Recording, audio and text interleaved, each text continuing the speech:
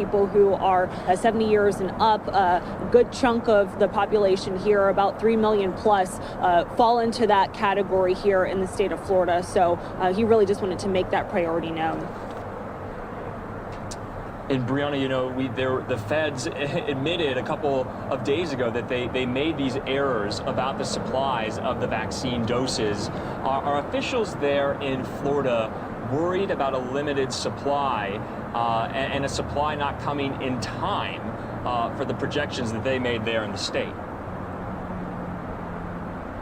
Yeah, we have been hearing a lot of back and forth when it comes to the delivery, but so far, at least here in Florida, we have been getting those shipments, maybe not as much as previously thought, but the governor did mention today that almost 500,000 doses came in to the state of Florida just between yesterday and today, and that was just about on par with what he was expecting. He's also telling us that just over the next month, he's expecting 1 million more doses, so he's anticipating that Florida will be okay when it comes to those supplies. Of course, you know, not everyone will be able to get a shot as soon as they become available, but at the same time, you know, he's making sure that those priorities are taken care of.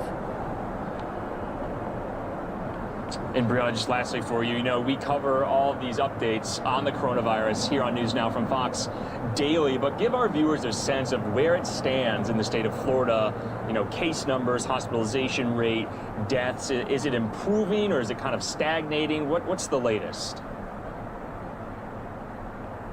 Yeah, I can tell you with the cases, with the number of infections, that has been trending up here in Florida. Just to kind of give you some numbers right now, today the state health department reported a little over 10,000 cases, and that's up from what we saw just a month ago, which was around the 6,000 range. So that tells us that the infections are continuing to trend upwards. But I can tell you the good news in all of this is that deaths are trending down here statewide. Hospitalizations, the hospitals here are not feeling as much strain as they did when we saw the peak earlier in the summer. So healthcare workers are feeling fairly good about where things are right now, but doctors are continuing to warn the public about the rate of infections. They just don't want those numbers to get any worse.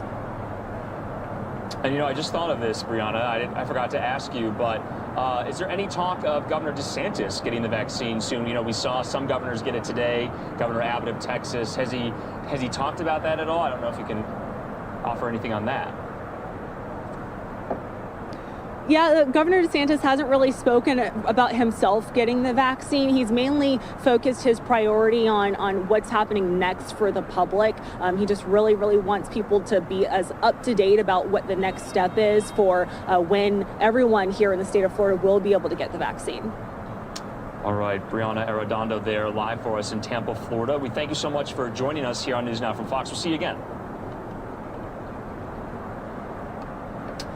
All right, and we have a couple more live shots coming up for our viewers tonight. We hope you're enjoying them. They're covering the top stories going on around the country regarding the coronavirus, all things political, and et cetera, et cetera. We want to take a quick commercial break.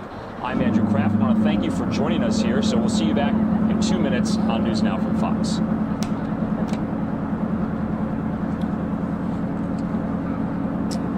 All right, and like we promised, we do want to get to that Biden event from earlier. We played it out in full when it happened live. We want to play it out again. Mm-hmm. This was his holiday message from the transition from his family. It was a little odd not hearing like a questions from reporters. That doesn't happen very often, so we're going to play that part out as well. So here is Joe Biden from earlier in Wilmington, Delaware. It's been 2 minutes, and then like still silent. I was like, oh, I didn't hear that. I didn't hear them say 2 minutes. He said, we're going to take a 2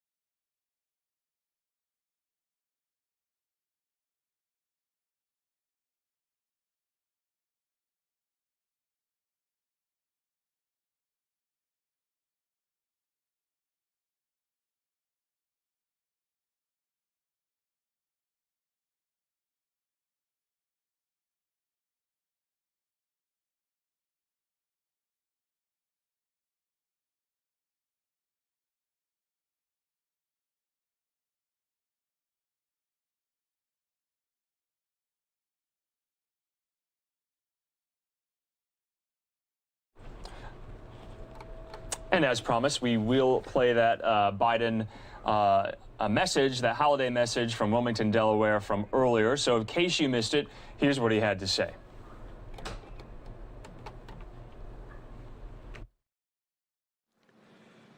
Before I take questions, I'd like to wish everyone a Merry Christmas and Happy Holidays.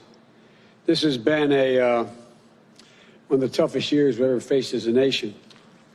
And the pandemic, the economic crisis, calls for racial justice, historic and punishing wildfires and storms. So this season of reflection carries a much deeper meaning than it usually does. Over 320,000 lives lost to this virus.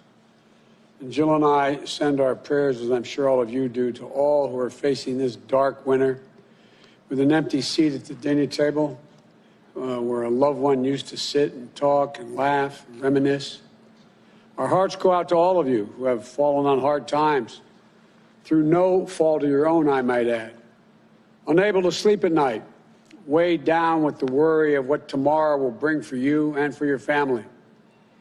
We're especially grateful for the healthcare workers on the front lines, the scientists, the researchers, the clinical trial participants on the front lines of the vaccine, who deserve our thanks and who delivered us scientific breakthrough. And for all of you who have deployed family members in the military, we know what it's like. We know what that experience is like, how difficult it can be, especially at this time of the year. Our family knows your sacrifice, and our hearts are always with you. But keep the faith.